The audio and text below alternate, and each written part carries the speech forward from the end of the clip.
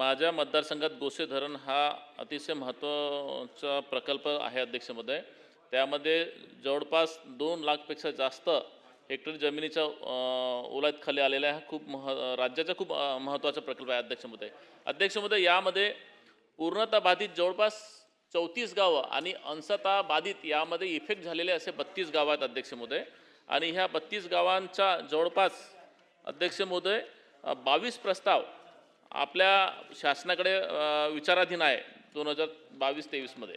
अध्यक्ष महोदय, माझा स्पेसिफिक प्रश्न असा आहे की हे जे 32 गाव अंशतः बाधित गावाच्या मधून 22 प्रस्ताव आलेले आहेत, यांना जो पुनर्वसनाचा जो मोबदला आहे हा जलसंपदा विभागाच्या धर्तीवरती जसा 34 गावांना मिळते त्या ह्या गावांना सुद्धा मिळणार काय?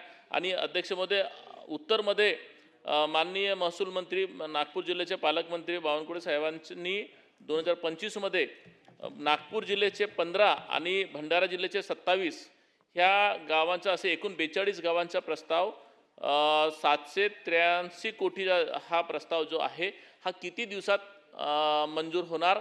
आणि ह्या सगळ्या गावांना जलसंपदाच्या धर्तीवरती आपण मोबदला देणार का? माझे हे 2 प्रश्न अध्यक्ष महोदय आहेत.